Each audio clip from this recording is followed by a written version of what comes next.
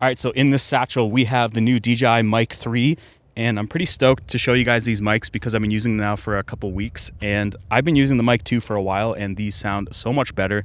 And so we'll get these out of the box, take a look at them, do some real world tests, and see what they can do. So let's get into it. So this is the bag that you get inside the box. Obviously I unboxed it already, but we're gonna open this up. I'll show you what's inside. So obviously you get the main charge case. This holds everything, and accidentally I had some magnets stuck to the bottom. But the cool thing is these magnets can now go up inside the lid, and when you need them, you can clip them to your shirt. Now, what else is inside this bag? Well, not much. There's a USB-C cable, and this is for charging as well as transferring the files. Then of course there's one, not two, not three, but four little mini dead cats. You have two in gray and two in black. Then of course there's a 3.5mm cable to connect the receiver to your camera, and the one end is locking, so that's nice. The Mic 2 didn't have that. So as you can see, everything fits nicely into the case here, and these mics actually have little clips on them, and these clips are actually magnetic, so you can take them on and off if you want to. And the nice thing is you can actually rotate that clip to whatever direction you want it to go. When it comes to these little wind muff dead cats, they just push on, they clip into the mic. And the cool thing is you can now put them back in the case with the dead cat on, and the lid will actually close. And this is something that we couldn't do before with the Mic 2 or the Mic Minis. And not only that, actually everything can fit up in the lid of this case now. So the two dead cats can fit up in there, the two magnets, as well as your 3.5mm cable and the little USB-C adapter for your phone, as well as connected to your computer. Now you can also buy the additional Sony hotshoe adapter if you have a Sony camera, just like you can for the Mic 2, but this one's a little bit different. They're not compatible. This only works with the Mic Mini and the Mic 3. One thing I noticed on the receiver, it actually has a locking mechanism to hold the USB-C in, and you have to put that USB-C adapter in before you can plug it into the Sony hotshoe adapter, and then you can slide it into your camera. And the advantage here is that you don't need to use any cables. So one of the cool features of the Mic 3 is that it has 3 different voice tone presets. So right now we're in regular, and this is just kind of like a flat response on this mic. So this is kind of just basically no EQ on the mic. And we're gonna switch over to rich right now. And this is the rich voice tone preset, and it has a little bit more bottom end, a little bit more bass, which I think sounds great with my voice. And it's just a little bit more of a full sound, and I actually think that this sounds the best with this mic. But there's also a bright tone preset. We'll switch to that now. And this adds a little bit more high end, a little bit more treble. It's a little bit more crispy. And so for some people's voices, this actually might sound better for them. And yeah, that's just the 3 voice tone presets, and it's really nicely added to this mic. Oh, there's one more thing we need to try. This thing has something called adaptive gain, which is really dope. And you can switch over to it right now into automatic, which I feel like is kind of the safest preset to have it in. And so with adaptive gain control, you can yell like this into the mic, or you can talk really quiet, and it's going to try and level it out so that if you're talking loud or talking quiet, you can get really nice, clean levels without having to do it in post.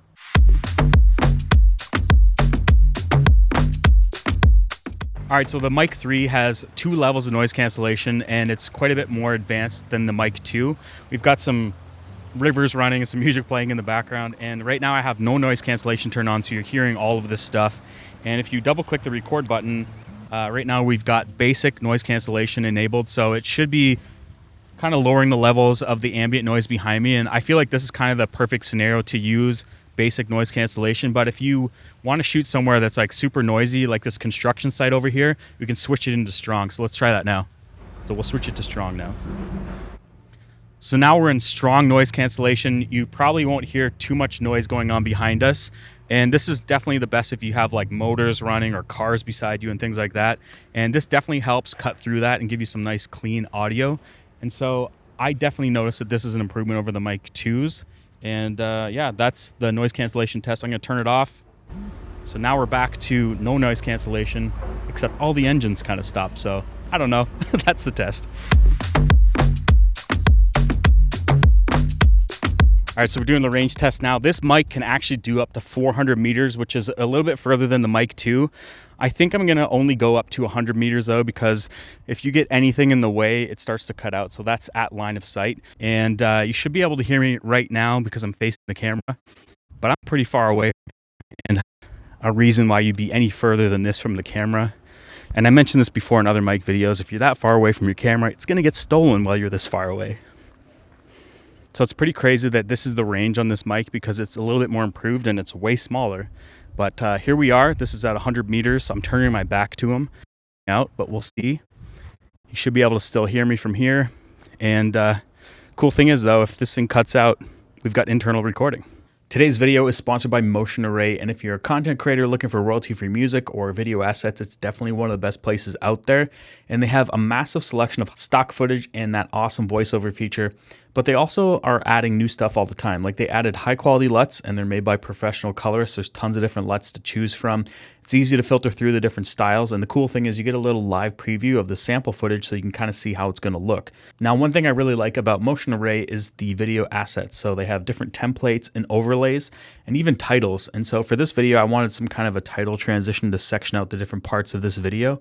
And so I thought it'd be kind of cool to try something different, and this is what I picked. So once I downloaded this ripped paper transition, I just went through the help video and it walked me through what to do, and I overlaid it inside of Resolve, and this is what I got. I also added a bit of film grain, and I got a cool transition. So whether you're working on a YouTube video, a commercial project, or even just an Instagram reel, I'm sure you're going to find what you're looking for. Make sure to check out motionarray.com. The link will be in the description. So these mics are pretty simplistic. They only have two buttons on them. You have a red record button, which is also your power button. When you click in that red record button, you'll feel a little vibration and you'll see a red light on showing that you're recording. When you click it, that'll stop recording. When you double click the red record button, that actually toggles the noise cancellation. Now you have to set the strength on the receiver, but it'll turn yellow when it's on. And the other button is the pairing button. When you hold that down, the light will start flashing blue. And this is to pair to the receiver or to other Osmo cameras. So the Osmo 360 or the Pocket. And the cool thing is this will connect directly to it. But when you click down that button, that'll actually trigger record on the camera. So that's really cool that this is all part of the same ecosystem. Now, the other thing you can do is plug in that receiver into your phone via USB-C, and then you'll have wireless audio directly to your phone, which is really awesome for content creators. Now I want to come back to that clip on the mic because you can clip that on your jacket or a shirt, but the nice thing is you can actually rotate it so you can face the capsule the proper way towards your mouth instead of it being the wrong way. So out of curiosity, I want to hear how the Rode Wireless Pro sounds next to the DJI Mic 3 because I've always liked the sound of the Rode Wireless Pros compared to the DJI Mic 2. They've got more body, they just have a more full sound. Okay, so I just hit record on both of them. Now the cool thing with the DJI Mic 3 is that you got different tone profiles. So right now I have it set to rich, which is what I think sounds very close to the Rode Wireless Pro. And I've always loved the sound of the Rode Wireless Pro. So you get a little bit more bottom end when you set the Mic 3 to rich. And I actually think they sound very comparable now, so that's really good to see. Now they both do 32-bit float internal recording, but the cool thing is with the DJI Mic 3 is that you can actually record two tracks of that at the same time. So it'll record the original 32-bit file as well as the one with the tone profiles or the noise cancellation on it. And speaking of noise cancellation, the Rode Wireless Pro does not have any noise cancellation, where the Mic 3 does have 2 levels of noise cancellation. Now, I don't know if there's any point in doing a noise cancellation test because obviously one's going to have it and one's not, but at least you can hear what the tones sound like on these mics. Now, when it comes to size, obviously the Rode Wireless Pro is way bigger. It's like 2 to 3 times bigger than the Mic 3. And when you clip this onto a shirt, it's pretty obvious and it's kind of annoying, where this is a little bit more discreet, takes up less space. Now, the cool thing is with the Rode Wireless Pros, you could plug a lav into it and then you can conceal your mic that way, where the Mic 3, you can't. You have to have it on you at all times. And so hopefully this is a good test to show you what these two mics sound like. I think they sound pretty similar now, especially with the rich tone profile on the Mic 3. And then I guess I can talk about some other advantages with the Mic 3 is obviously if you have a Sony camera, you can use the hotshoe adapter and you don't have to have any cables. You can go directly into the camera that way. And if you have the Rode Wireless Pro, you still got to use a 3.5mm cable into your camera. And that's even if you have a Sony camera. And the other nice things with the DJI mics is that you can control all the settings from the receiver, where on the Rode Wireless Pro, you got to actually connect it to the app, so either on your phone or the desktop to make changes to these mics. When it comes to battery life, the Rode Wireless Pro does about 7 hours with 2 times charging in the case, where the DJI Mic 3 does about 8 to 9 hours on a single charge, which is crazy for how small it is. Then you get another 2.4 times charging in the case. But yeah, if we come back to comparing these, which one I think is better, I think they both sound amazing. The only thing is if you need a lav, you got to get the Rode Wireless Pro, or you get the DJI Mic 2. Anyway, that's the test between the Rode Wireless Pro and the DJI Mic 3, and it's good to see that this sounds quite a bit better now.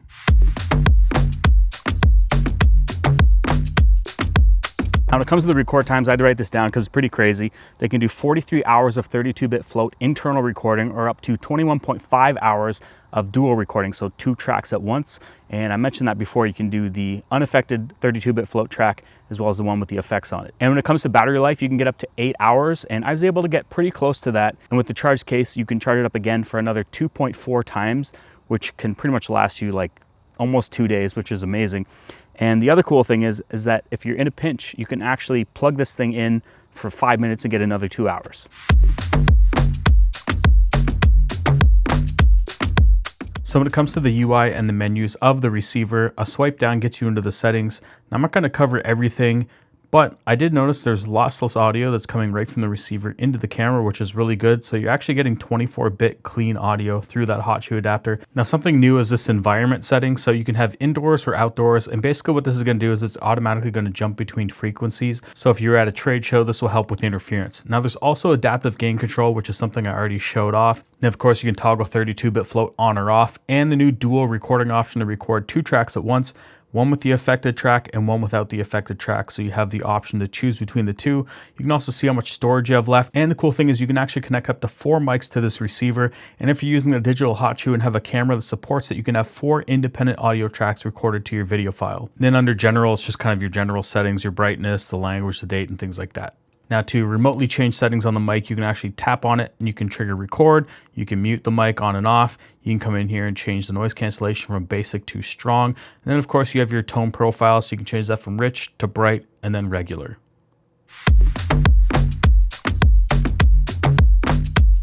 All right, so let's talk potential deal breakers or just weird things with these mics. And so the first one is that they didn't put a 3.5mm input on them. And so if you wanted to use a lav, you can't. And so that's kind of a deal breaker for wedding filmmakers, people doing interviews and documentaries where you want to conceal a lav. You can't do that with this. Now, if you're just a solo content creator and you want to slap it on your chest like I have it right here, you can do that. And it sounds great, but you're going to see the mic in every shot. Now, you could kind of tuck it up under the collar, but then you're going to have a lump. And I've seen people do that with these mics before. And so unfortunately, if you want a lav, you're going to have to go with the DJI Mic 2, or you could use like the Hollyland Lark Max 2, or even the Rode mics, which I've shown in this video with a comparison.